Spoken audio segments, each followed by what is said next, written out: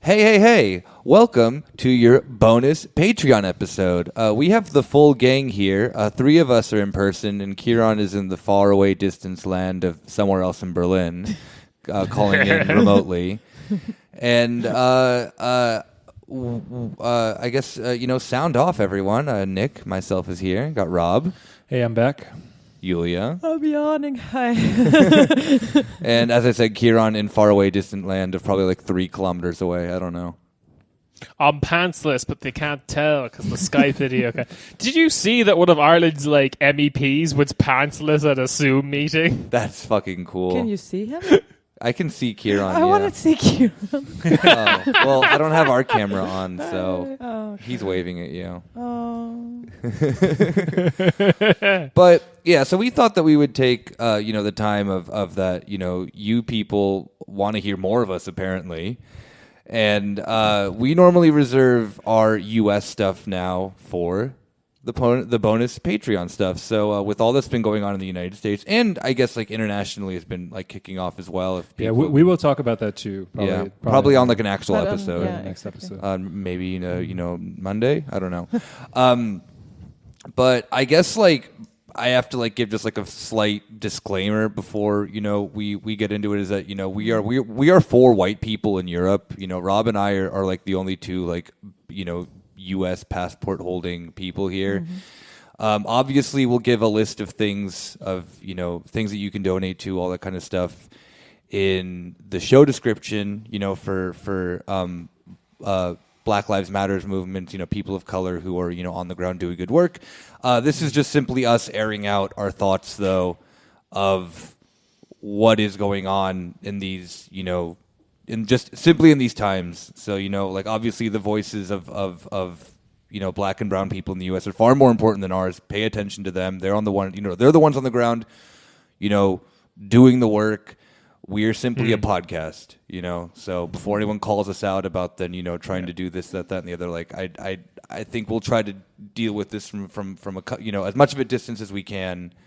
I don't know, there's so much on the table for all the of all this going on. It's just yeah. I don't know about you guys, but I just kind of go to bed at a reasonable hour and then wake up and just am bombarded on Twitter of everything that then's happened at night. Where I think you, Rob, have been staying up late and Well, I mean, for the record, I can't sleep anyway. Yeah. I have sleep problems, and I'm usually up till 5 or 6 watching live streams. A little peek behind the curtain is we're all very worried about Rob's sleeping patterns. Yes. But do you sleep at all? No, I get my sleep. I mean, okay. I'm a student. I like to think that Rob's sleep is done via some sort of protein shake.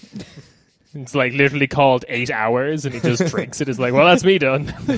For 2 days when I was 19, I thought about doing, you sleep you take 4 30-minute naps throughout the day, and I'm you'd save so much time. I should try this. Yeah. Okay, no, we're not here to talk about my sleep schedule. No. I mean, it's funny because I don't know if this podcast will see. In an hour plus, whatever we do, we'll capture our emotions on the topic. No, probably won't. I feel good now because I'm with my friends. Haven't seen them in a while, but I'm all over the place with the protests. At some points, I feel super inspired and happy about what's going on, and sometimes it's just dread. I mean.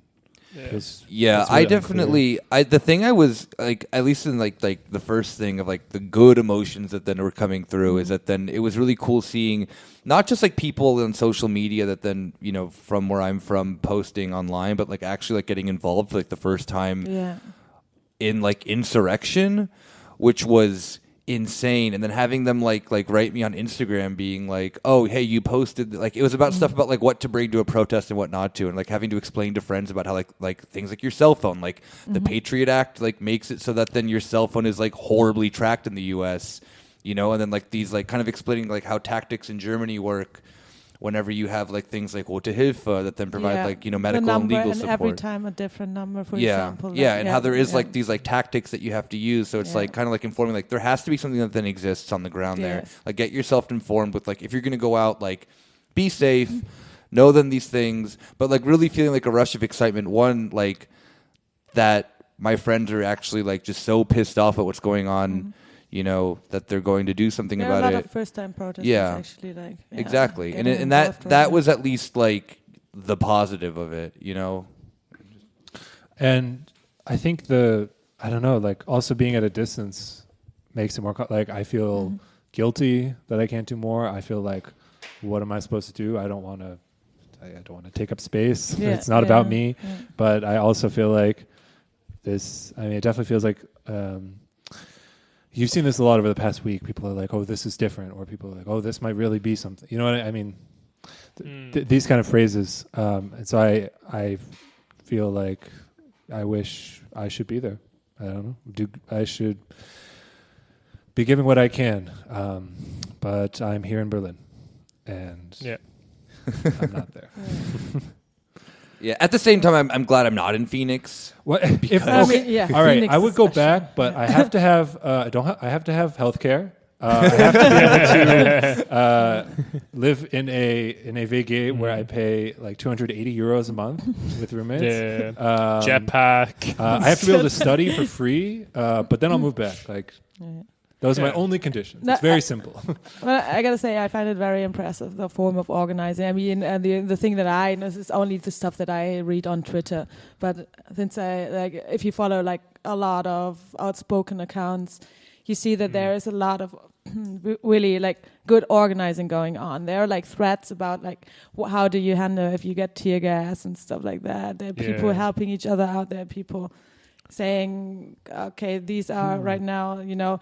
Since that Minneapolis, the Freedom Minnesota, The Minnesota Freedom Fund. yeah, I but think it is, right? you know, had so many donations. Here are other, donations. You see people being active, not only being active by tweeting stuff, but showing that there is a lot of like organization going on, helping each other, and doing all these things of like saying, okay, here are bailout funds. This is. Or you can go here if you are there today in like a cattle situation or something. There are doors opening for the people on the ground, like residents in. Yeah. Like my friends, like, because that's the thing too, is because I was talking to my friends on the ground in Phoenix of like, hey, like, what are you guys doing? Like, I hope that like I see that you're like, posting a lot. Like, have you gone to protests and that? Like, yeah, like one of my friends can't get involved because her job is with the state. So if she's even like, if her face is recognized in something, she's fired. Yeah. But she's like, I've been like running food to people who are like on the front line. I've been giving rides to people to and from, so they don't have to take like an Uber or a taxi because like that weird thing in New York where the taxis are now cops. Like, cop cars. So there are a lot of ops. Going on. The good thing is, did you see what the draft buses, bus drivers? The bus drivers. Yeah, bus drivers in New York. The union came out there. They were.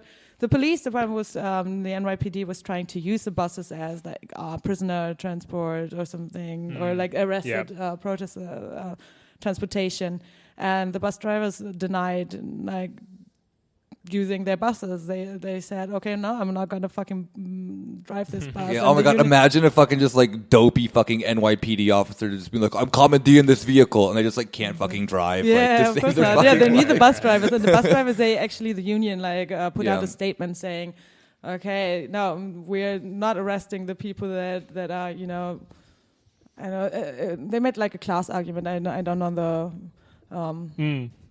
Cops are sus. Sincerely. Yeah, they say like, no, we're not bringing these people that are, people like us that are supporting us, and not fucking helping the police. Yeah. Apparently the stories I've heard is that like the cops in New York are afraid of the like New York bus drivers union. Nice.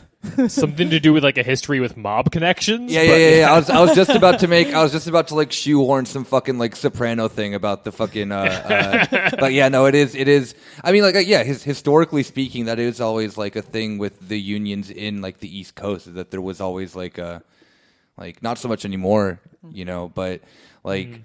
The whole thing of like, Jimmy Hoffa disappearing is because of a fucking union and mob connection thing. Like there is this like deeply integral within the psyche of like people in that part of the country. Yeah. I want to talk about the discourse and this Yes. Twitter posting, because all of a sudden Twitter posting is good, where before it was bad, and I think there's a reason for that. But let's get there. Well, hang on, Rob. Go ahead. Like we're evil because our podcast isn't like a brake lights clinic, and we're not using all our Patreon money to end capitalism, and therefore we have to be called out on Twitter. I got involved in that beef. It's such a dumb beef. But before we go into like serious discourse stuff, can I talk about the like? Yulia talked about like all the like serious people that are helping out, like the medics and lawyers and stuff on Twitter. Can I talk about the like dumb, silly, fun things that I've been learning on Twitter that are helping the protests? Yes. Because they're like, really cute. Like you mean like the K-pop stands? Okay, so Yes. the K-pop people have like gone above and beyond.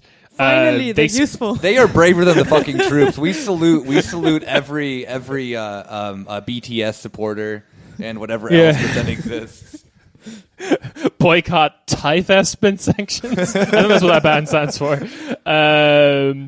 Yeah, okay, so the first thing the K-pop people did, which they are braver than the troops for doing this, is they downloaded all these like cop snitch apps that are operating like various cities. I think the big one was in like Dallas. And this is where you can like, when you film something on the street, you can send it directly to the cops, and it's like for them to crowdsource tips and, you know, incriminating footage. They exist in like loads of cities, and there's like a horrible like privatization, public-private partnership shit going on there with tech companies. But a big thing in the K-pop community is to have like a bunch of like fan videos of K-pop stars Fan that you really cams. like. Yeah, fan cams. Yeah. Yes. So they spammed all these apps with all this like footage of just like whoever your like cutest boy from BTS is, whoever your personal favorite is. There's a flavor for everyone in that band. To the Dallas police officers. I love seeing those also getting reposted when it was like the cops being like, report any like activity that you filmed on this, and just someone just like reposted being like, send all your dick pics to this. Yeah, so that app was like I know the Dallas one was the famous example. That one was taken down. The other thing that the K-pop people did today, just today, was they hijacked the Twitter hashtag White Lives Matter. Yeah. Which like the neo-Nazis were trying to get off the ground, and then they just like turned it into, so what do you think of BTS's new single? I really like the dance routine, but I'm not sure it hits as much. White Lives Matter.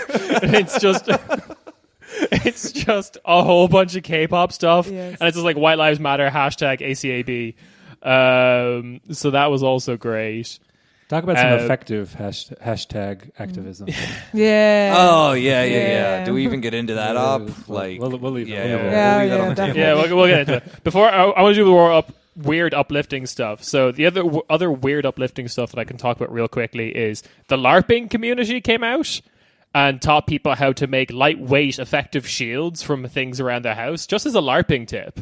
Not Of course, for wow. used yeah, for no. anything else. Yeah. Okay, I that's would really- never, I would never, ever go and use those in a real life scenario. Never. No, of course not. Egyptologist Twitter, which is a thing Wait, I what? found out. Okay. Egyptologists, the archaeologists who specialize in the study of ancient Egypt, Egyptologists, Yeah.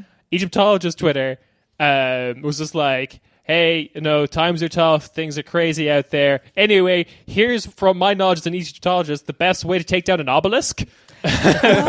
Oh, wow. Everyone's useful, trying to be useful. I like that. Right? It's so good. And then the last one was like, and probably like top 10 anime betrayals or top 10 anime twists is it turns out that there are good horse girls. Horse girls are like the bane of a lot of people online because they're just like very strange. They're like adult Disney fans. They're just like, what happened? What's going on? What happened in your life? But there are some good horse girls who are like, here's how to immobilize a horse without hurting them. And I'm like, huh, interesting tip. Yeah. That you decided. Yeah. I didn't know that all the horse girls, I thought all the horse girls would be like crazy Tory girls. Yeah. Tory Like, girls. I think a lot of them are, but like, yeah, like I learned some interesting things, like dog whistles work on horses. oh, nice. Yeah, things like that. News you can use for horse things and exclusively horse things, nothing else. Yeah, the amount of videos I've seen of just like people, commandeering horses is really cool. I wonder why do the cops have horses, and then now I'm just realizing it's just so that people can do this. Yeah, I'm genuinely like I'm becoming like weirdly prim about it. I'm just like I've always been like a very anti-car person in favor of like mass public transport, but I'm just like horses. I'm actually very impressed by the footage of protesters on horses in like Texas and It's in the so cool. South. It really. Yeah. It's also the That's thing that really fucking sucks is the police using horses to run people over, Yeah. they've been doing. Yeah. Seen that in New York. I think it was a New York horse cop. Yeah. But not only horses, cars as well. well, yeah, that obviously, I think everyone's seen that video of the police, running through a barricade of people because they're just so scared. Like that one post that then was what was that big long paragraph? It was like just put up on Twitter like maybe 2 hours ago. Of some guy being like, this is New York cop. Yeah, the New York cop, like some this like is worse than. No, he said it's more disgusting than 9/11 or something. The protesters and shit. That's good. Like That's fucking right. That should be offensive. What are you talking about? You're disrespecting 9/11? Right, a New York cop disrespecting 9/11. And then he said something, this is going to look like Iraq, like Brooklyn is going to look like Iraq or something like that. I'm very glad he acknowledges the damage that the U.S. military did in Iraq. Yeah. Mr. Cuomo, sir, if this continues, I will hijack a plane and fly it into your domicile. I will do 9/11. Oh, does this mean that then there's gonna be like four private, fucking four Blackwater people just like completely dismembered in the middle of fucking Central Park? Me and the rest of my squad have already received $5 million in funds from the Saudi Arabian government. We are ready to do this. All of that obviously is in Minecraft, of course, where Yes, of course. Okay, take that, whoever's listening in on this. Kieran, I want to take. So this is a lot of wholesome media you've been talking about, and a lot of people. There's a lot of talk about Twitter and whether it's the hell site or actually good, and I feel like. The ongoing insurrection. We're recording this on a Wednesday afternoon. It's a week, maybe 8 days since the first protest in Minneapolis, and really just under a week since it went nationwide. And maybe this is of course relative, so I'll let the others weigh in. But something about when just like, I guess you can say reality shifts, and like people are just like. Taking shit over, taking up space, looting, protesting, overwhelming the cops, like in certain areas, in certain ways, whatever it might be. It's like everyone realizes, like, oh, like people get a little like sense, like maybe a little jolt of possibility of things that are possible, and it's that to me is what's really like that's at the heart of it, right? Like all of the discourse that's bad. Is everyone trying to be like, ignore that? That didn't happen. You didn't feel that. That didn't really, forget that. You're imagining things, and return it to like the, like Matt Iglesias being like, if Trump had just gassed the protesters at 7, he could have abided by the curfew. Like all of the media, and I mean, just look at this. Most politicians, so I said earlier, every single elected politician at a national level has failed.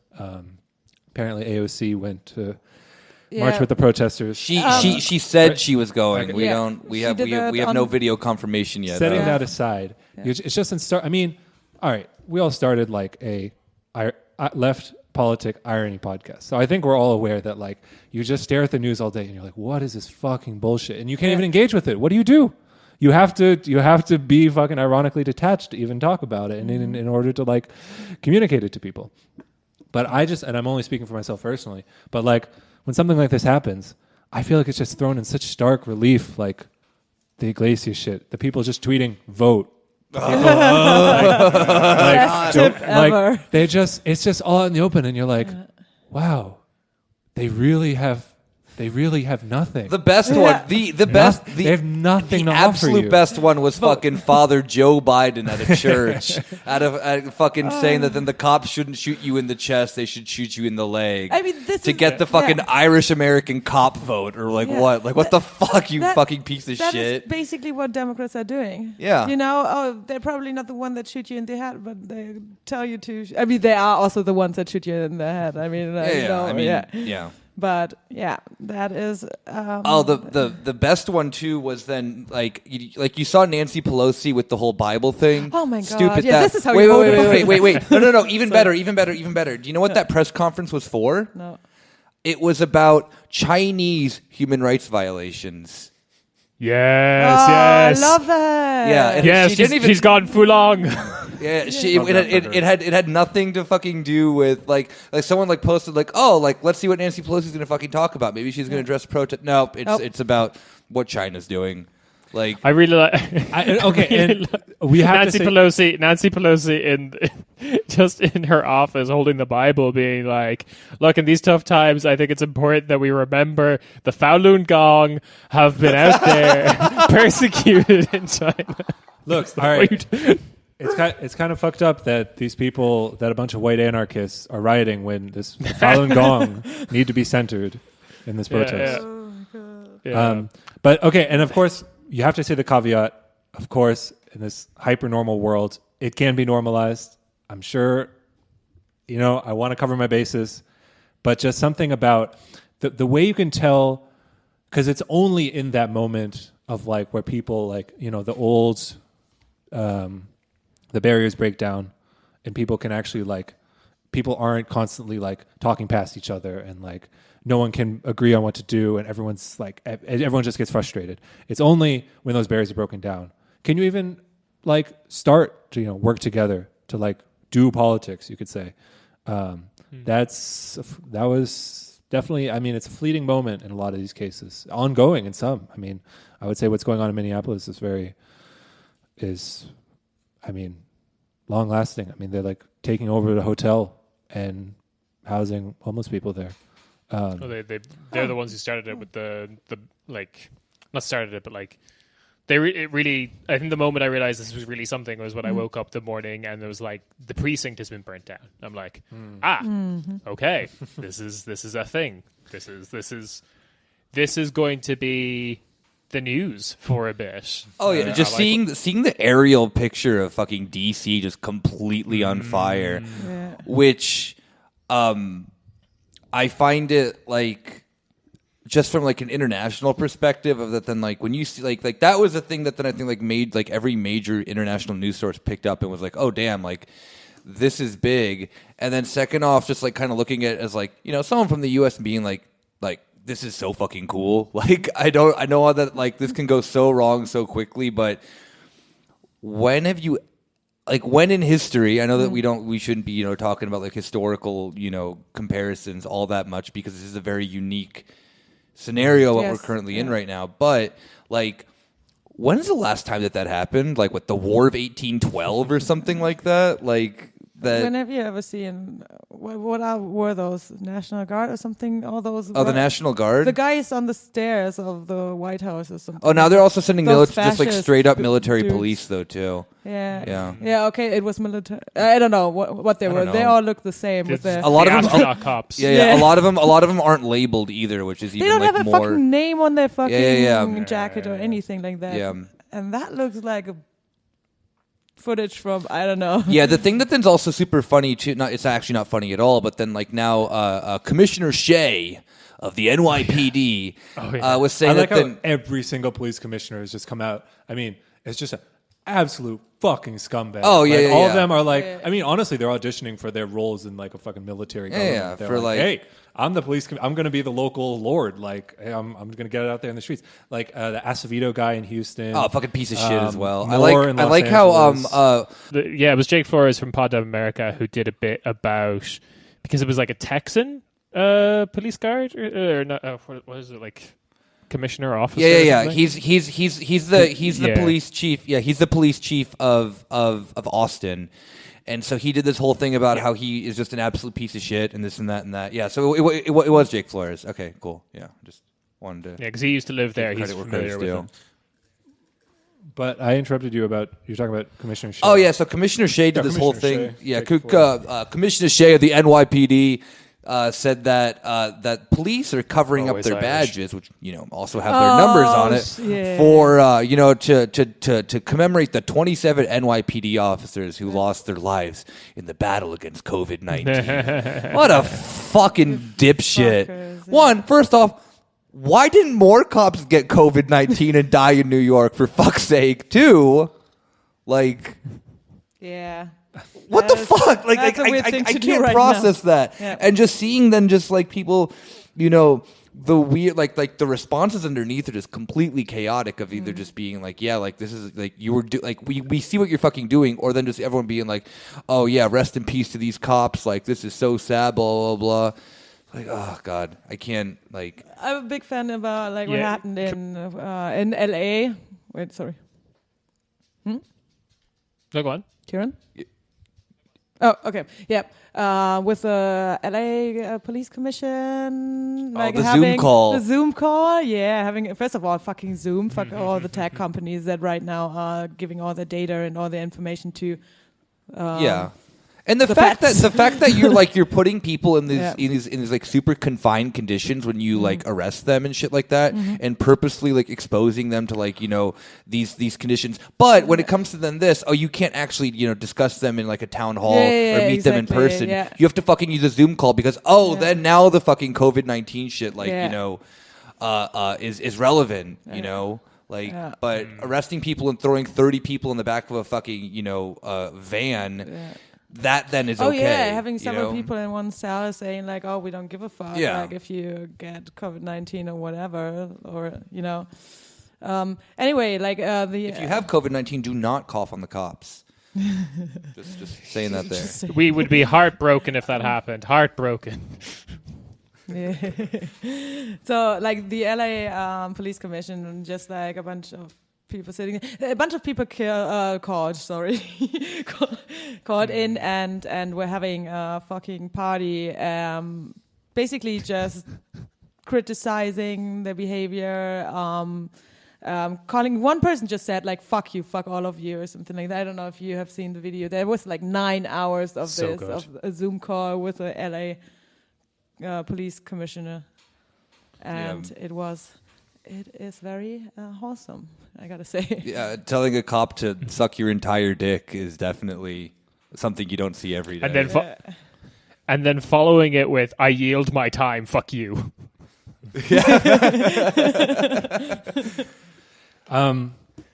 Who else what other, my notes just say losers in all caps do we need to talk about? Obama wrote a blog post. Oh, I Jesus. did not read that. How we can actually change things. Well, now. okay, I mean, that's the best example of the thing I was trying to get at. That's saying, no, what you're feeling now, that's not real. Yeah. What's real is running for office. And okay, Vote. This is not an argument about electoralism. We can get Rob, to that later. this is not okay. What it is it's them saying, like, you're not playing the game. The game is actually, we define the rules. And the rules are defined, they don't tell you this part, so that you never get out of, you're just running in a circle until you get pooped. Yeah, and it's you have like- to sit down. Like, I don't know if this will lead, where this will lead, but the old game leads nowhere on purpose. Yeah. And this will lead somewhere. Yeah. So. Because like their solution, like politicians' solutions would be, let's have like some like policy writers or something, write some nice policies about how, I don't know, Yeah, just wait for the really cool Vox video to come out to just Yeah, explain it all to exactly, to you. All explain it right, to like you're on the street protesting. Wait, hold up, Ezra Klein here to fucking I mean, ruin your day. I mean, I don't know, like, to any, like, neutral observer, the fact that there has not been a single conversation or anything on the national level of, like, oh, we're going to do police reform. It's not possible. What are you talking about? It can't happen. It's absurd to ask for it. It's not even discussed. Like, people, I mean, there was one thing I saw from that reporter, Jeff Stein, where people were just like, LMAO, of course, there's no discussion about any kind of police form or anything on the national level. Yeah. The old game is always wait it out. Yeah, of course, yeah. And until it dies down. Until it won't die down because yeah. I don't know. I don't know about you guys, but I really did take the Joe Biden thing, I thought that was beautiful. Just shooting people in the legs. Yeah, great. Strangle their legs. Go ahead.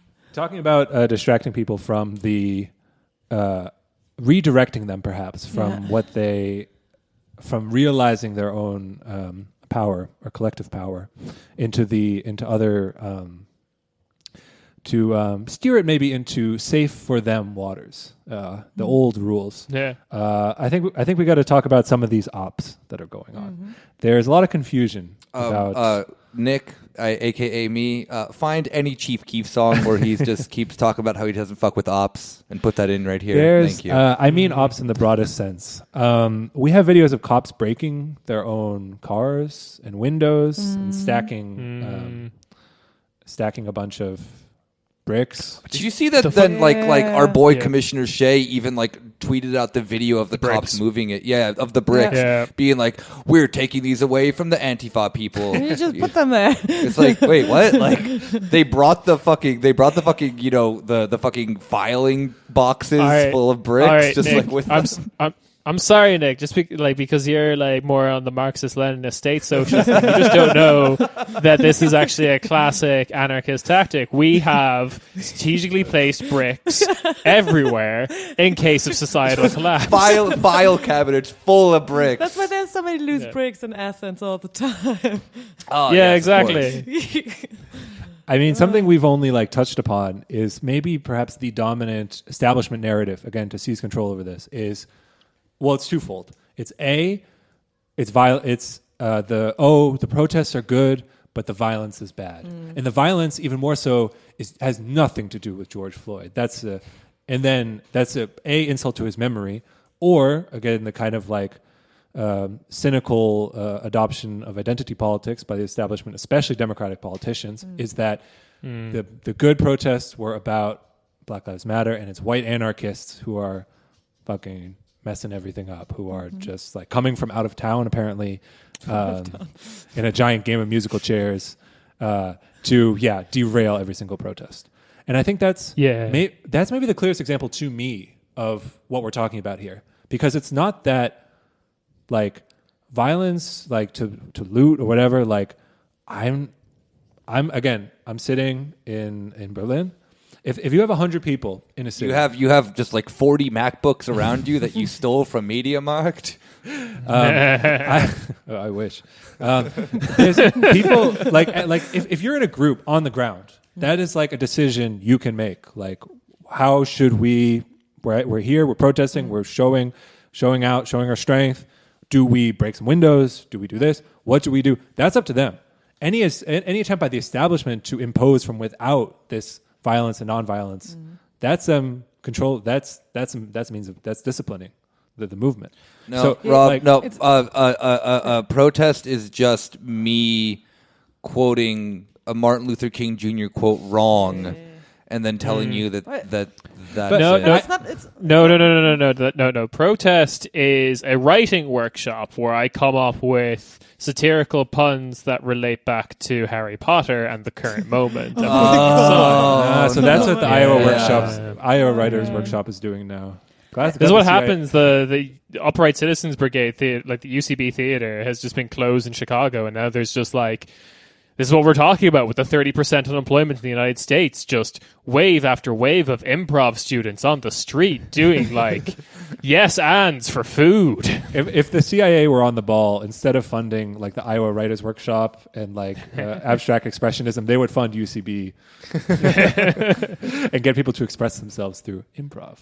But it's not only like disciplining, like the protest from the outside. It's also like taking away action from the protest, in the sense of, if you say it's not them that are doing that, it's not the protesters that are doing that, it's someone else. It's if you would quote Netanyahu's son, it would be George Soros doing it, whatever, you know, is saying like, oh, these, you know, it's taking away the action and the anger and that comes with this, these, you know, with this issue, with the protest, and it's saying like, okay, this is not actually, this is not us. Yeah.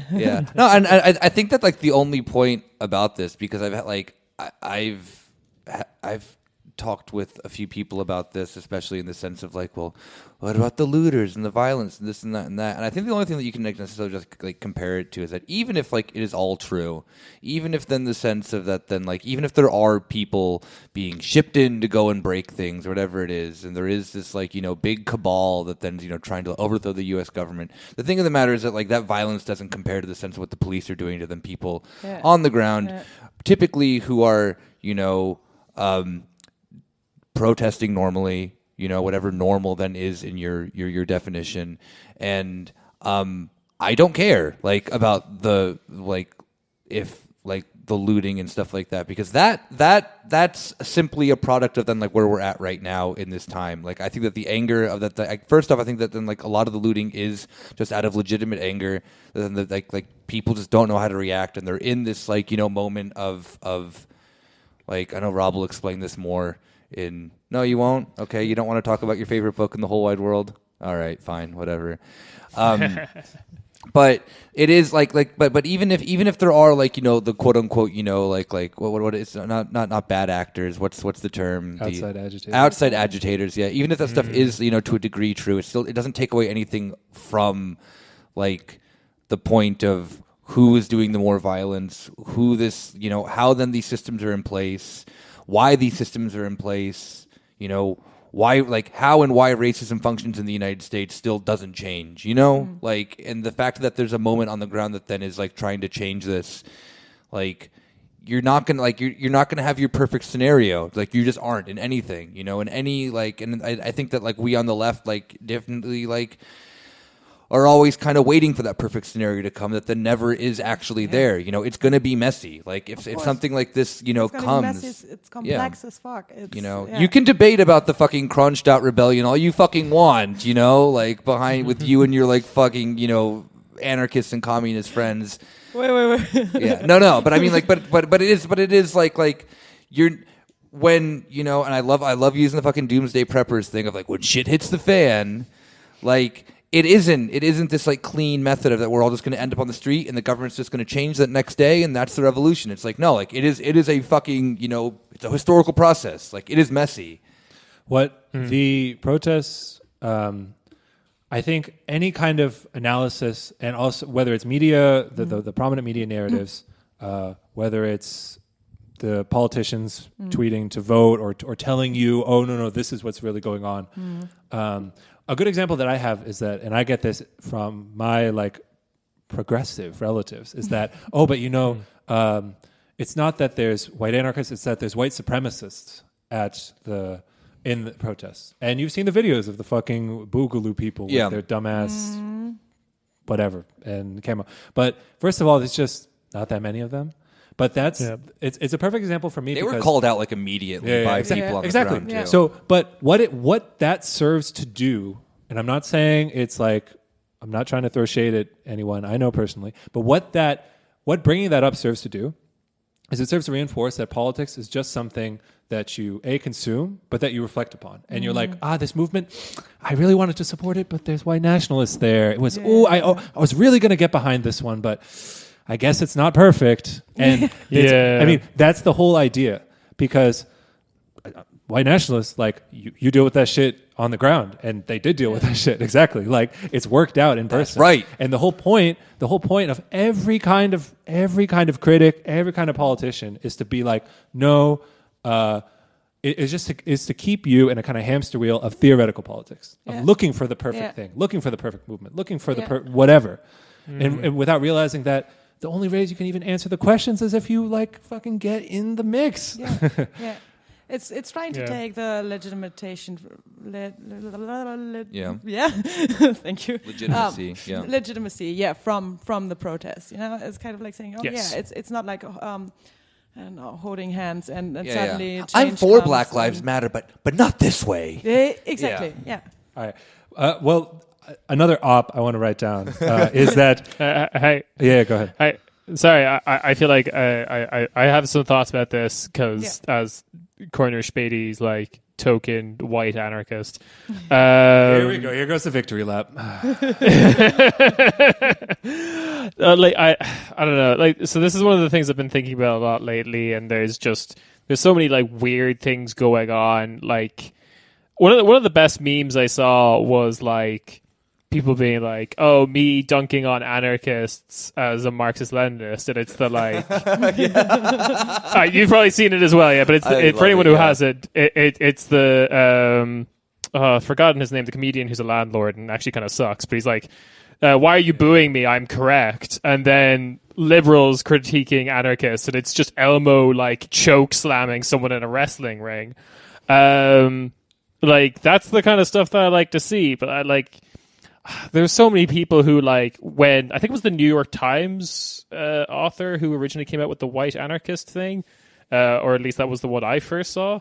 And I think Nick, you also like dunked on this person as well. But like, just people who responded to that as if that any of these people know what an anarchist is or has like in any way the same definition of anarchist you do. Just stop it. Stop it. This is dumb. This doesn't help anyone. They definitely like this is the thing that just like kind of liberals kind of come and admit to is that when they do that argumentation of like actually these are the people on the ground, blah blah blah, or like these are the white anarchists, they haven't stepped outside the entire Trump administration. Like they have absolutely no idea what the world outside of their like New York Times or Washington It's all theoretical. Post. Yeah. Politics is a matter of Yeah. contemplation. Yeah, and it's like the sense that then like if they've seen any like protest that then's been on the like even like something like the Women's March or whatever, they didn't fucking go to that and see who's on the ground there. Like realizing that then like first off, even in like the good, fun, nice protests that they like, there's so many different actors on the ground that they're not going to like Antifa is going to be at the Women's March. Like that's just going to happen. Like they're anarchists are going to be at these at like other like that's what solidarity looks like. The thing of the matter is that then like the situation that then we're in right now, where are the liberals? Like where are the Democrats? Where are things like that? Oh, they're nowhere to be fucking found. They're just like giving into then like they benefit far more from the structures of play of what they actually pretend to be against, that it just kind of comes out like I don't know. It just kind of is like mask off then at this point. That like anything that then I don't like is then this group because I actually don't know what they look like. I don't know what Antifa looks like because I'm in the fucking New York Times office building the whole time or in my expensive apartment in Manhattan. You know who the real anarchist is? Oh, the real anarchist is Donald Trump. Exactly. I'm sorry, but I really I did it on Twitter today, but I really like the idea of just like Trump just bad mouthing like the Spanish Republicans. It seems very funny to me. That's the only time you can pretend these people have the same definition. There's the proof. They don't have a principled definition of anarchism. Like I get Marxist-Leninists. They know what anarchists are. They just disagree with them. Like it's not these idiots. They like people in the comments of that first New York Times thing were just like the examples they gave of anarchists was like the Joker from the Dark Knight movie, and like we all know that the Proud Joker. Boys? We all know that the Joker in the Dark Knight is a Hajaist. Okay, like Wait, Proud Boys are anarchists now? Oh. apparently they don't fucking know shit because they're all stupid. They all learn political theory in the sense of like. Liberalism is this, and everything else is I'm just not going to even bother looking at it. I'm just going to say these words, and like it's the same shit with conservatives being like everything I don't like is communism or socialism. Like liberals are no different in that. They're just big old fucking babies who get like 6-figure checks for fucking writing this drivel. But like a few years ago, Trump was a Maoist, so I mean, maybe this is like Wait, so has he progressed or has he? I don't know. Depends who you ask. According to like the Red Guard, they would be very mad. There was a lot of anarchism in Mao's thinking, but anyway, the But I think the other thing that Rob kind of touched on that I've also been thinking about a lot, or I've been seeing a lot in Twitter, which is real life. I'm very smart. Is the kind of narrative of like this should only be about George Floyd, when like at this point it's clearly not. Like this is a straw that broke the camel's back, but. I can't remember what the other city. There was someone else killed recently. There's been a lot in the news, but well, yeah, that's exactly the thing. Is that so when like when Phoenix protests started, everyone was like wondering like, duh, why is Phoenix protesting? And then like Black Lives Matter Phoenix was like literally 5 days ago, the cops murdered a dude who was sleeping in his car in Phoenix. Like they murdered a black man in his car. So it's like, yes, this is fucking relevant in this city too. Yeah. So don't like, and you can literally point to probably every single like major city in the United States and find a murder within the last month that the cops did. And I mean, the two people killed now during the protest were like David McAtee and James Scurlock. Yeah. I assume you're referring to Louisville, Kieran. That's where the Breonna Taylor was killed in March or so, right, by police in her own home. And there were protests at the time, and then they just came back with a vengeance. So the thing though is that like I'm seeing a lot of like probably the same kind of liberal space that you're talking about, or at least like the same sphere anyway, if not the exact same people. I can't tell any of these people apart anymore. Like the liberal pundit class, like they really want to make sure that this protest is just narrowly talking about like only George Floyd and only what happened with that one cop, because if that's what the conversation becomes, then well, we can punish him and our system can absorb this a little bit. We'll throw like one cop under the bus for like 6 months or whatever, and then he'll be out of prison or whatever. But if the protests become, or don't become, they already are, but if people realize the protests are about like this wider systemic critique of maybe America is fucking shitty right now, then that's harder to contain, that's harder to absorb, that's harder to like, they'll have to go with the more severe tactics that they're going with now, which is like, the curfew stuff that's happening now of just like, oh, we'll take photo ops of the cops kneeling before 7 p.m. But then after 7 p.m., we're murking you guys. And then we'll hopefully be able to spin that into, well, they were out after curfew, so they had it coming, or whatever the fuck. Like, the what the protests are actually about is very hard for these people to like wrap their head around and contain and absorb. And you see that in their initial reaction by just arresting the one guy, even though there were other people involved. It was just, even though he was one like kneeling on George Floyd, it was not only him being around in this like whole scenario, and then, I don't know, thinking they can just charge him with a third-degree murder and everyone would just go home is actually, that was the plan. That was the initial plan for them.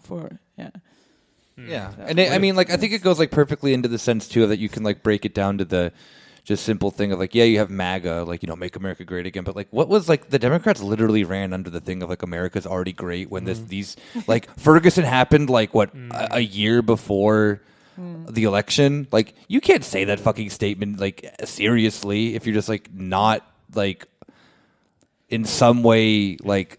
Supportive of like exactly. I think like the image of the cops murdering George Floyd is perfectly that. Like, the one guy was on his head and on his neck, but like 3 other dudes just sat and did nothing. That is the fucking that is liberals. Like, sitting doing nothing and just being like, well, like this is just the way that it is.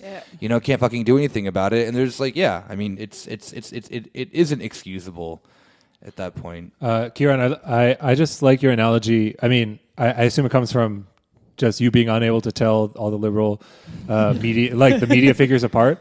But that is perfectly representative of the moment, right? Like, it's like in the Matrix, like you have all of these different agents, but then when like the big fight comes, they just all turn into Agent Smith. Like those are the liberal. That's the media people. They're all like, oh, you have your own boutique. You know, you have all your different boutique magazines and opinions, and then like when this shit like comes, when it gets serious, it's lockdown. It's like, what do you mean? All the fucking same opinion, just a wall. Yeah, it is like, I don't know if anyone's ever had to like repaint a white wall or a beige wall or something. Like what the political punditry landscape was before this was just like varying degrees of what Durex paint calls like, I don't know, fucking Eggshell beige, white. eggshell. Yeah, exactly. And then suddenly like someone comes in with a streak of pink or black or some actual fucking color, and you're just like, oh, you guys have no difference. There is nothing. Your little like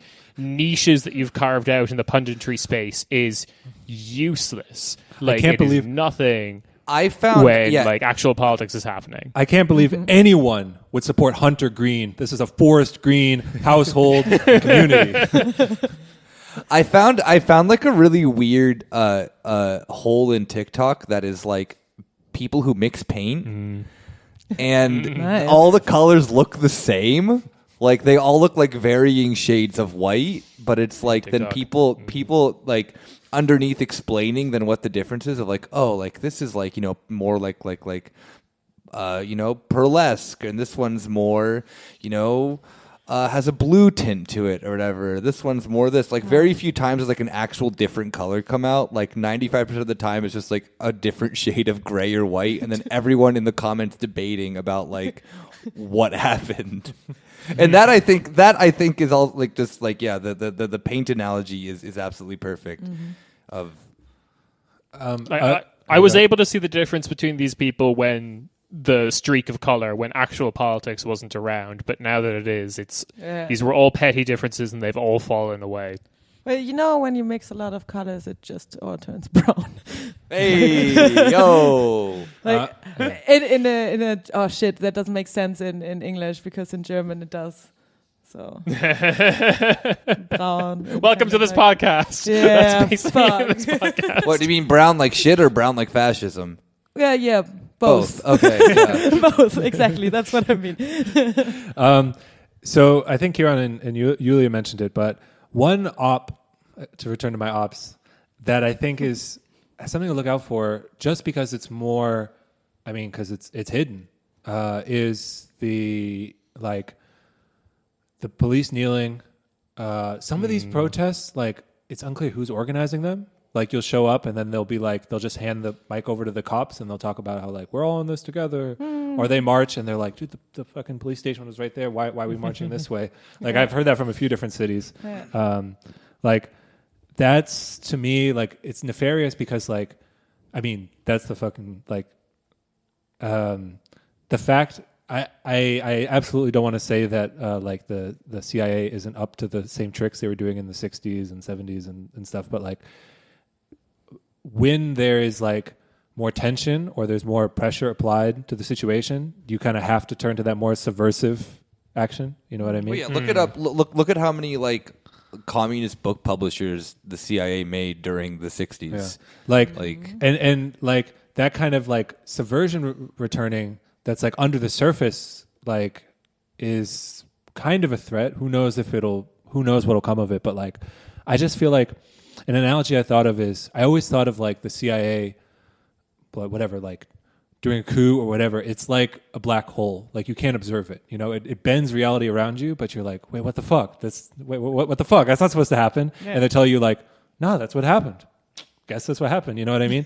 And so like, if someone goes to a protest and they're like, I'm here to participate in this thing, and then like it's about the cops kneeling, and then this other thing happened, you're like, huh, never mind. I guess I must have been a dream. You know what I mean? Like someone's like, huh, no, I guess I didn't. I guess I didn't feel that feeling. You know what I mean? Yeah. And so that's, I mean, it's gaslighting you literally. Yeah. But like, yeah, it's just bending reality around this other like, and you have to just like turn and be like, I mean, the only way to combat it is to like, I don't know, control the processes yourselves. I mean, decide like to not let, I mean, basically the whole state apparatus is designed to distract you, discourage you, beat you down, whatever tool might be most useful in this current moment or in this applied in this way.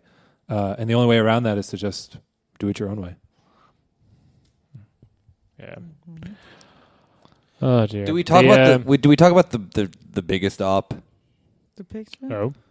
This don't know. podcast. Oh no. Podcast. Yeah. What? No. You visit us at operationglad.io. No, the one that Kira mentioned then like the good version of how to do this of like the K-pop stands like The you know White the Lives Matter, White messing with Lives that, Matter yeah. MAGA stuff like that. I genuinely think that the Blackout Tuesday thing was entirely an op, and whoever planned it, the fact that then everyone like midday here in Germany midday was like backpedaling of being like, oh no, actually it meant this and that and that. Yeah, blah my blah Instagram blah. was full of all these pictures. And then if you looked up the hashtag Black Lives Matter, it was just It was just completely that, yeah. censored out, which is like I know there was done because that's people bad. were being activists on Instagram. But that's bad. You Yeah. don't do this shit without thinking, and people Yeah, do it without and thinking. it's an op. It is an op. Yeah. I'm just calling it out. There is no other explanation I for don't this. know what it was. I just know that it was actually stupid because it was taking away the information that you can get on social media on like stuff that is going on the ground, because a lot of like social media is used right now with the hashtag Black Lives Matters to matter. Oh, I'm so German today. I'm just adding the S everywhere. Black Lives Matter. To share the information, about what is going on right now, to share information about how to organize, how to protest, where to go, who to call, if you're in a certain situation. Call or your something. CIA handler. Always. No, he's already listening. You don't have to call him. Yeah. He also won't be there for you if you really need him. But yeah, taking on like blocking, censoring all this information by taking over the hashtag and just like having a bunch of black pictures there. And then there was this explanation of people saying it wasn't about that. It was actually about just like not posting stuff about everyday life. Also and just op. concentrating on this, and instead of instead of doing that, post stuff about the protest. So. That is what people then use to explain why they're actually doing it. I saw another explanation too that just said don't post about what's happening today, and that was like, what the fuck? that was the most like batshit insane one of like, are you fucking serious? Yeah. Like you're gonna look like just we sit at should home just, and use read theory or something like like I'm that. just go back to your normal life for one day because No. there's so much going on, like you like a mental health break. It's like no, like fuck it, like No, don't like, stop. op. I'm calling it out, calling it all the ops. Like A good example of that, because again, it shows the when like I don't know, like let's say I'm sorry, I have to use the word when the spectacle meets reality. Wait. Because okay, there was one video in For people Tampa. playing at home, drink your shot now. When I'm trying to get that solo episode done, guys. I've been Society of Spectacles. been reading it a lot lately. When there's a video in Tampa, and I'm there was just a woman. imagining Rob just has the it's like the Wolverine with the with the picture meme, and it's Guy Debord. Yeah. So there's a video in Tampa, and there's this woman just like telling, and it's just people, I don't know, preparing for protests or sitting around, and she's telling all the white people, this isn't your hood, get out of here. And everyone's just like, but like we're working together, like why are you telling us this? And like that can be like that's something that needs to be worked out. I mean, this started as Black Lives Matter movement, and there's a lot of black leadership like on the ground, but like that's not something you can impose. You come in and be like, all right, all the white people out, like people figure it out. Like everyone's telling you like, oh, there's just all these like divisions and whatever. That's not to say there aren't divisions, but you can't like the people who are trying to like explain or control, like especially from like an establishment or normal political perspective, are saying like, yeah, okay, you need to take these steps. Like the divisions the only way to overcome this is people like talking it out in person and like in action. People are like figuring it out. Yeah.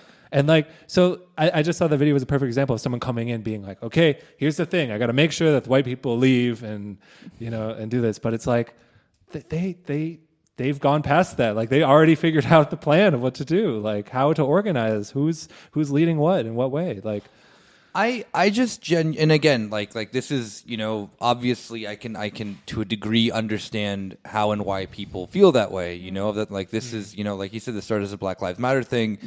It is, you know, primarily the struggle of black people in the United States and, you know, to another extent also people of color, depending on the state that you're in, obviously. And not saying that then they're like, you know, obviously viewing them as two separate things.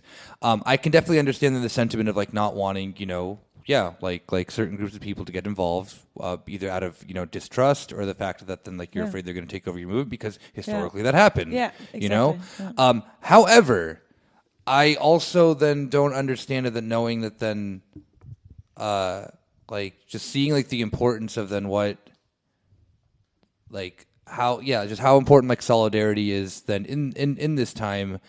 I don't think messages like that are coming from like Black Lives Matter like themselves as an organization.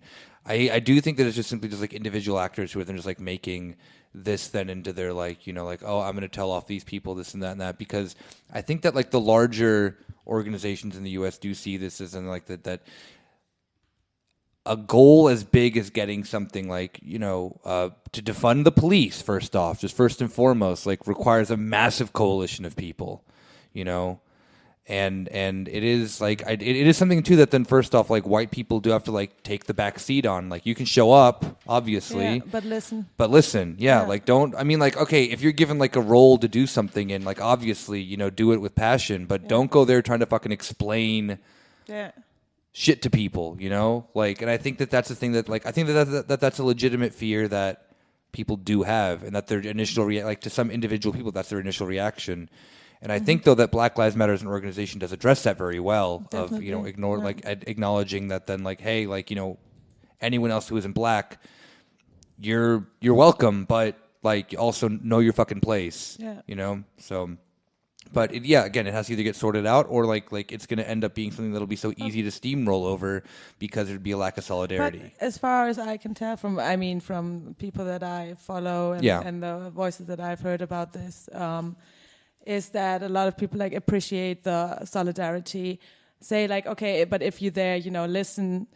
Of course, calling out white privilege, saying like if you're there, like use your white privilege. Like with, for example, as you had moments of white protesters protecting black protesters when the police was actually like fucking like running towards the crowd and stuff like that. Did you see the video of the dude just like knocking out a fucking cop and just like bringing him to the ground? Like this dude fucking just like MMA fighter, just like this white guy obviously just took down a cop in like 2 seconds. It was the sickest thing ever. And everyone was like, oh yeah, like he could have only done it because he's white. Yeah, he absolutely right. Definitely, he could have, but he also knocked the fucking shit out of this cop. Like, bravo. Like.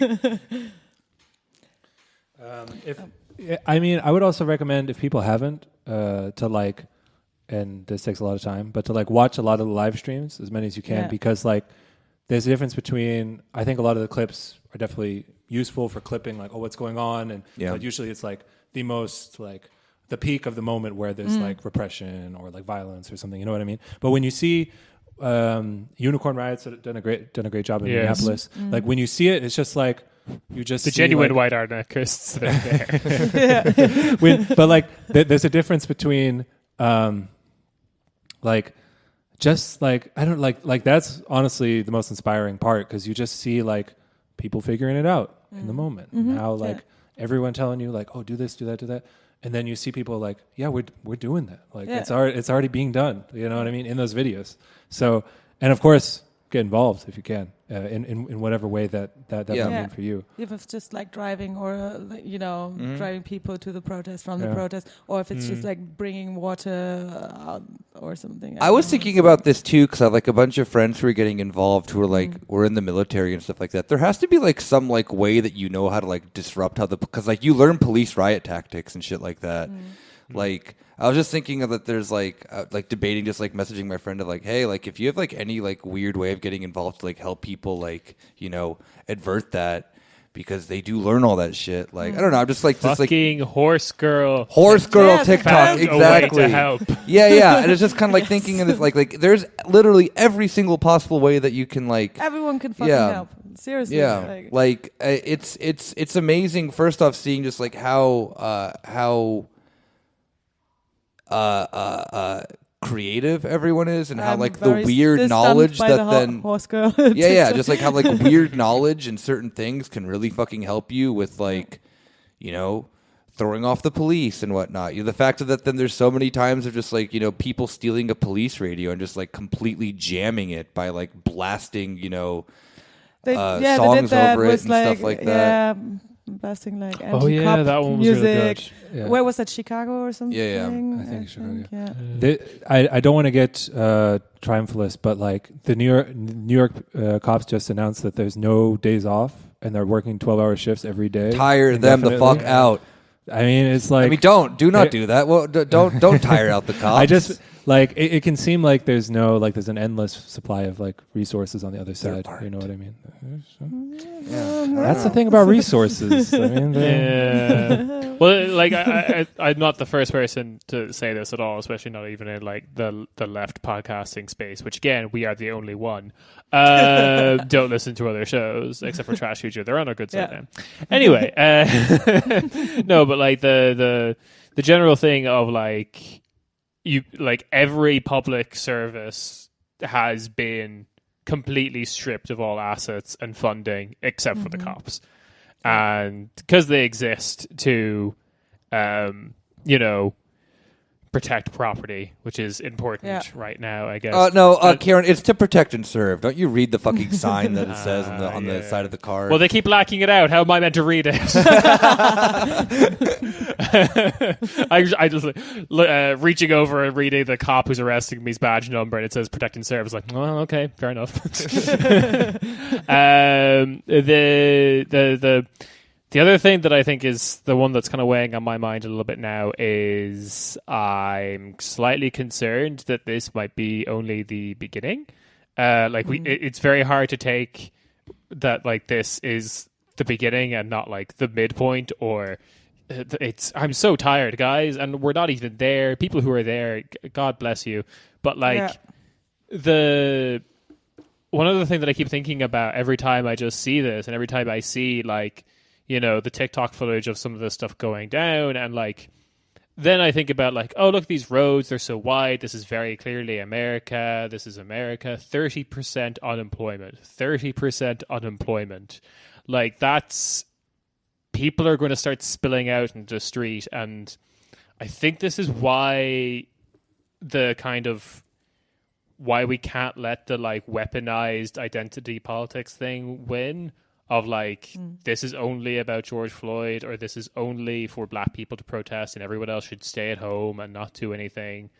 Like that weaponized identity politics should not be allowed to manifest, because I feel like this is going to get bigger when other sectors of the economy start to feel the pressure and start to get like...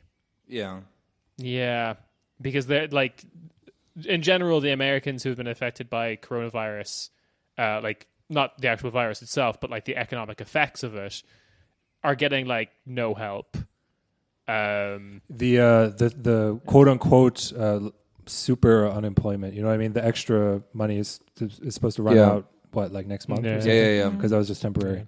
Kind of like piggybacking on that as well too, of like that then like. This is the beginning, possibly. The thing I'm also just like legitimately afraid of is just like seeing then like how, and I don't want to like put a damper on the mood, but I think we do have to address this, is that then like, I mean, the United States is a hyper-violent society, a hyper-militarized society, and these are the tactics that then are already being used against protesters. I'm not going to be surprised, and I'm unfortunately have to say this, but I'm just waiting for the point that then when the cops are going to stop using non-lethal methods and start. Non-lethal, well, rubber. It's still fucking lethal. You can of die course, from getting. You can die from getting popped in the head with a fucking tear gas canister, which is illegal. Like tear gas is against the Geneva Convention because it's illegal. Obviously, it means no one ever uses them.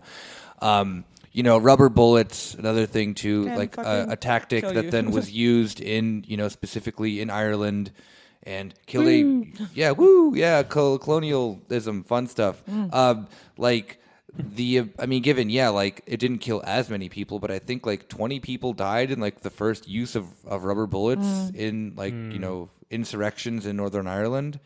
But I'm wondering at the point of that then, because we were saying that then like resources are limited, bodies are limited. Sorry for using the word bodies. Okay, cops are limited. I'm just going to call them what they are. Yeah. Military personnel are limited, stuff like that. But I think in the sense of that, then if it does push on and persist, like it's going to end up getting like real, like more real than it already is. Police, like you see, like I think it's because we look at this in other countries and then see like the police in Brazil or the police in Syria fired out with live ammunition into the crowds. Like, do you not think that can happen like in a scenario like the United States? I heard something. I don't know if it's. I don't want to. I heard something about like already like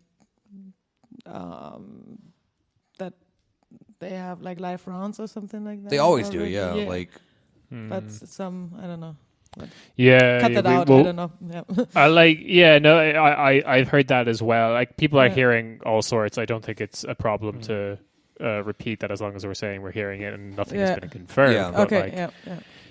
But at the same time, it's getting pretty bad, and like the solution from up top, which the cops are very willing to absorb the solution, like take the solution and run with it, is to do more police brutality. So I really don't see any other thing happening. I can't really. I mean, they're already doing it. Like there was a video, regardless of then like the person's age, because that was like debating. Is that there was a guy in Brooklyn who was who was like pointing a firearm at police. And they shot him 19 times. Yeah, there was. Yeah. The age doesn't matter in that. No, it doesn't. There's some people saying he's 13, other people saying 30. But regardless, he got shot 19 times. Yeah, and he was black as well. Yeah. Like I think that I'm like sorry. I feel so horrible that saying that then like that. No, it's just important because you see a bunch of like white supremacists and shit like that running around with assault rifles on the streets. Oh, of course. Or on the top of GameStops now. Dude, what blows my mind, and again, it's all mind blowing, but like. There was a dude decked out in Chicago, like in Hyde Park. Yeah, like that's again. There's no open carry in Illinois. You fucking no, yeah. Fucking Chicago. Okay, But he was fine. He was walking around talking to the cops. Yeah. He was dressed as the guy who was like dressed as an operator had like desert camo on with he had like a desert themed fucking like AR-15 or whatever. Oh my god. Like yeah. I just have a couple of things to kind of. My last thoughts or whatever, but one thing that happened while we were recording is like 15 minutes ago it came in that the other cops, because we did mention it, the other cops have been arrested and charges put against them. Wow. But like it's always very notable when things like this happen. You might notice that all these things happen in drips and drabs, because it is an attempt by like the various forces at play to be like, will this work? Will this work? And they're just doing as little as possible and just waiting to see what the results are. And then if that doesn't work, they'll do the next minimum action. We'll see if that in any way like does anything. I suspect not. Yeah. Another thing that I want to mention is that the coalition is building. McDonald's has released a Black Lives Matter ad 6 hours ago. Oh my god. That's good. Also, the weird failed app Garfield Eats also released a Black Lives Matter. I don't know if you guys know, but there's a food delivery service that's like a competitor to Deliveroo, Lieferando, Uber Eats that only operates in, I think, Toronto, called Garfield Eats. Okay. And it's Garfield themed, the cat. That doesn't like Mondays and likes lasagna. You can order lasagna via Garfield Eats. Anyway, only lasagna. There is nothing. There's nothing else on the menu. I think there's like an OD pizza. It doesn't matter. So like all that kind of stuff is Nike and Adidas. Yeah. Oh yeah, fucking Nike and Adidas teaming up to combat racism while they profit off the fucking third world. Of Yeah, course. fuck off. Yeah. Dude, this is just like in the Avengers. Yeah. Like I genuinely, I kind of don't know what's going to happen. It's going to be like a bit of a it's been a fool's gold to like predict what the future is ever since like, I don't know, January of this year. Oh yeah. Yes. So this kind of adds to it, I guess. But like in general, we support the protests. Keep doing it. I have one thing on that because and I mean this in the opposite way, because not many people, but like a handful of people are like bringing up the Bernie campaign. But I think it's worth bringing up just to contextualize it, because like, that's some whiplash, first of all. But like a lot of the arguments made for the Bernie campaign were, especially from I don't know, a certain strand of new, like, some of them were just like the left wing of the Democratic Party, or like why electoralism mattered, basically. And it was never quite clear. It was a pretty big tent in the Bernie campaign of what exactly this was. But the arguments that made the most sense to me were that the people think of politics through elections, and Bernie is giving people simultaneous, like, cause, all right, if Bernie had won, right, he wouldn't be able to pass Medicare for all because the whole fucking Senate's against him. The idea is that it is the political terrain where you can make that argument, where you can reach people. And I think that was true to a large extent, but a few things became very clear. He didn't turn out. There wasn't like a wave of new turnout. Maybe that's because it was in the Democratic primary. That's a whole separate question. And even though it was very cynically exploited by people in the media, and again, cynically exploited, he had problems with black voters. He had problems with, basically people. I mean, he had a large base. He had problems with older voters too. He had a large base in young people, and I think that's important to point out, because there are limitations. Like, you can't make the argument that everyone thinks of politics through elections, because clearly they didn't. I mean, not enough, just the numbers show. But now it seems like a lot of people, whatever this is, are thinking politically. Maybe they don't call it that, but they clearly are thinking about changing, doing something new. And I think it's worth... Yeah, go ahead. Fucking even Logan Paul made a statement. Yeah. Oh my god. Okay, but that's just because... Did you see Jake Paul was looting at some store? Yes. I hope there's just a one-upsmanship between the brothers until, to like... push them like further. Really? Jake's an anarchist and Logan is like a Stalinist. Yeah, exactly. Stalinist. They're both. I mean, because like they're the same content, right? They're both just trying to capture the same audience. course. I just like the idea that they're just like doing bombings and calling in and saying like, "There's a bomb going off in 10 minutes at the, at the United Nations." and Jake's like, "Damn, now what am I gonna do?" Yeah. I'm not saying to do that if the Logan brothers are listening. I'm just saying that would be funny. We'd be heartbroken if you did that. So my only point with the Bernie campaign is that like, and maybe if like I was actually a good thinker or analyst, I could maybe predict the future a bit better, but I can't. But like, as it's happening in the moment, like I think most people are that's actually very heartening, the way people are like recalibrating, because like I said, the people believed in the Bernie campaign because they said something is happening here, we can make change here. Even though it's contradictory, like how are you going to elect someone to office in order to like, how are you going to elect someone as a Democrat in order to abolish the Democratic Party? That doesn't make sense. But wow, surprise, surprise, real change is full of contradictions. And in the same way that was its own, of its moment, I know it was just like 3 months ago, but it was a different moment. This is definitely of a moment now.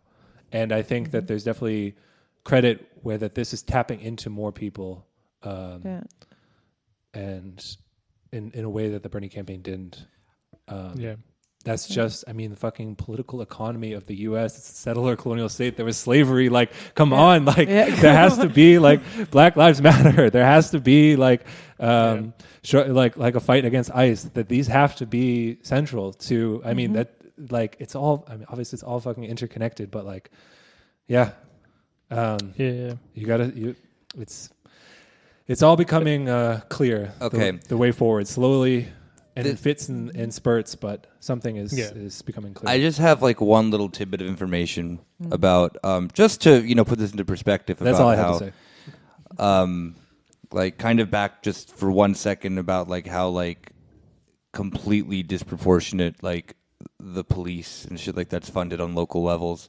So the budget of the city I'm from, Phoenix, Arizona, is about $4.4 billion US. Do you want to know how much of that goes only to the police? I've seen some crazy numbers. 50%, let's say. 30%. I say 101%. They give them all of it, then they have a bake sale. No, Yulia was close with 30. It's over $1 billion of a state that cannot afford anything else practically. Our city, for that matter. And they want to raise it now too. Oh yeah, great idea. Great. So a fourth of the budget of the city of Phoenix goes to, your fucking local Gestapo piece. I mean, because like the police in Phoenix are literally like the most extreme. Because remember the fucking quote unquote border crisis between Mexico made. Like allowed the city of Phoenix to be one of the first ones to get assault, like old military weapons, to get like fucking MRAPs. Joe Arpaio had a fucking tank that he would drive around town in. Phoenix also has a volunteer, like sheriff thing that like you could go and volunteer to become a police officer. They were like one of the first states to start doing that. I forget what the name of it was, but it was like literally like. It's somewhere in North Phoenix that you just like volunteer for police training and like be a honorary police officer that you could be called on at any minute. Minutemen, that's what they were called. Minutemen. Jesus. Yeah. So you have this just it's fucked. It's stupid. And like the very I think though just like on the sense too that the very basic thing I think that can just be called for in all this aside from the sense of that then like the US like turn off the racism button. Like if for whoever the Berlin DJ is that is mixing between techno and racism. Yeah. As soon as I saw that, I just really wanted to find a good video of some like turntablism, like the people who get like the fader in between two turntables and just like flicking that aggressively back and forth. But so like a step like one of the most basic steps obviously has to be like this like defunding local police things, and I think that is a very fair demand to be made. The fact that then a city that then can't afford shit spends $1 billion on these fucking thugs is stupid. And I don't even want to imagine what it's like in a city like New York that actually has like a robust budget. I mean, imagine how much healthcare you could get with $1 billion in a city. It's a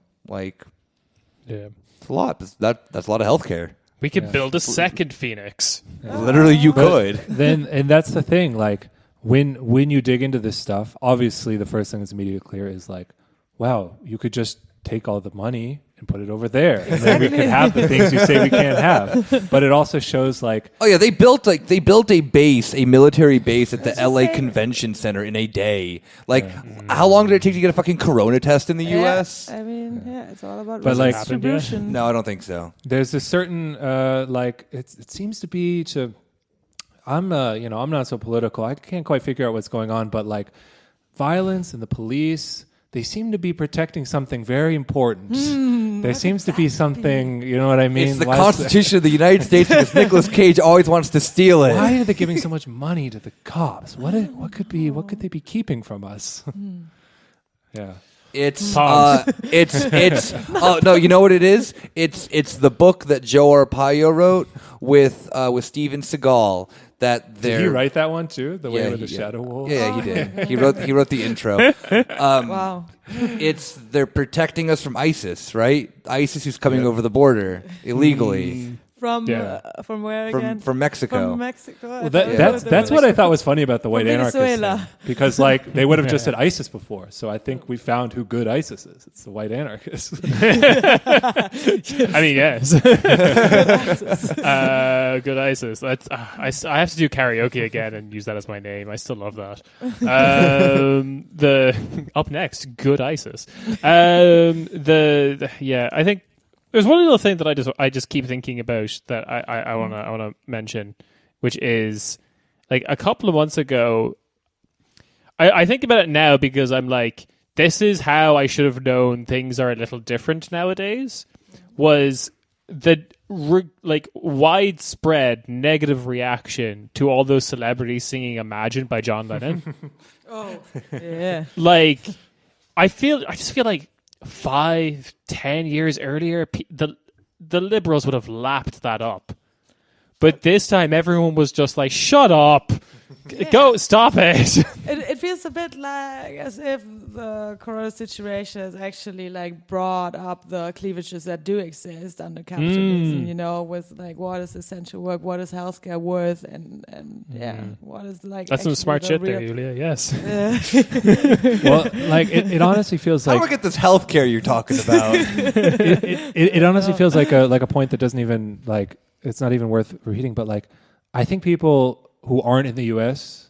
and who aren't like refreshing the coronavirus numbers every day, like it didn't go away in the U.S. I know, like in Italy or like we're in Germany, like it's basically we have down. a techno party. I went to a restaurant the other day. Maybe there's going to be a second wave, like everyone's worried, but like it didn't go away in the U.S. It's just still there. And then so like, what the fuck? Like exactly. It's like, of course you're trained to think like nothing good will happen or nothing will change, but then you're like, oh, well, I mean, looking back, it makes a lot of sense. Yeah. Do you have any final thoughts, Julia? Sorry. Solve this for us.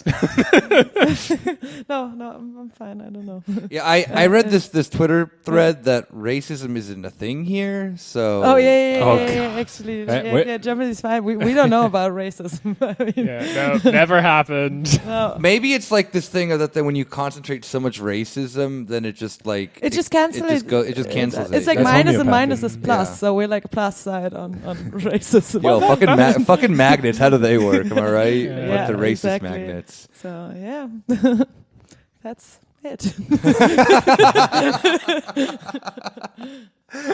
That's a little sneak peek of our next episode. Yeah. The next episode entitled "How Not Racist Is Europe."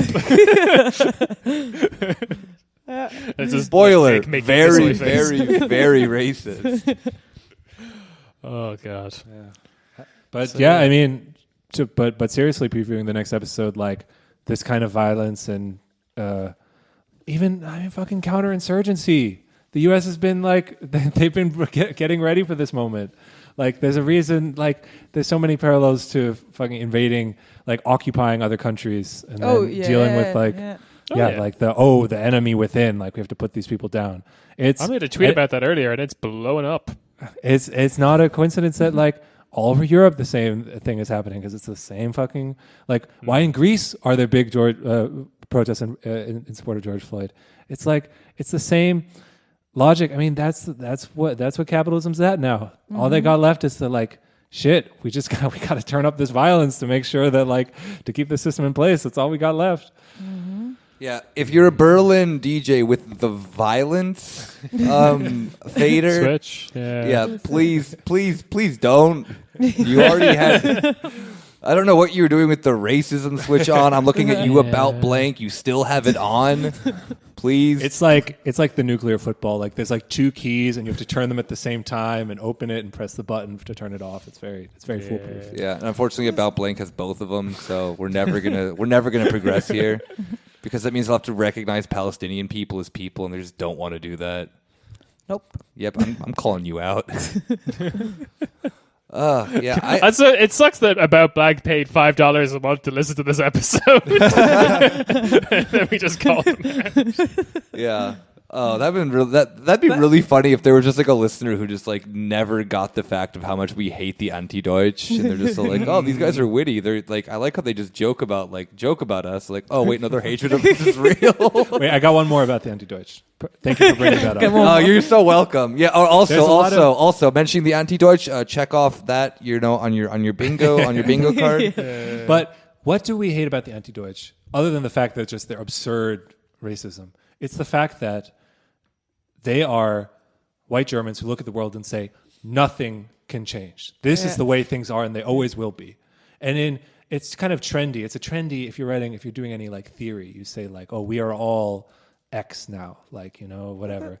I would say everyone in the US, suis anti-Deutsch. They're all anti-Deutsch. What are they telling you? This eternal racism will never change, will never be solved. Oh, what are you doing? No. That's what you're doing. No, that's not. Can never be solved. Es gibt kein richtiges Leben im Falschen. Oh, damn. Also, Yulia fucking doing an Adorno quote also on your, check that off. You're welcome. You're playing Corner Späti Bingo. You're welcome. Actually, fuck, I need to look into some like anti-Deutsch reactions on this for next episode. Just Oh, interesting. Yes. Oh, They're spicy takes. Yeah, because we know the love for like US imperialism, so I mean maybe. Oh no! We already saw it. Yeah, I saw it. Yeah. I Okay, saw cool. a take on Pimp. that. Yeah. Anyone else have any final thoughts? Just saying, you know, people never know when a revolution is happening until it's there. Hey. Yulia. Yulia winked at us, which means that's code for get out your code finders, and today's 4, 7, 3 Adin, 2, set. Sis. Vosiem. No, I was in French somehow. Set. 8, 9. Shit. Yes, piece all these together. The two fucking just like incoherent Russian and English numbers we gave you, and you'll get this week's code. Yeah, you will be activated. Manchurian candidate.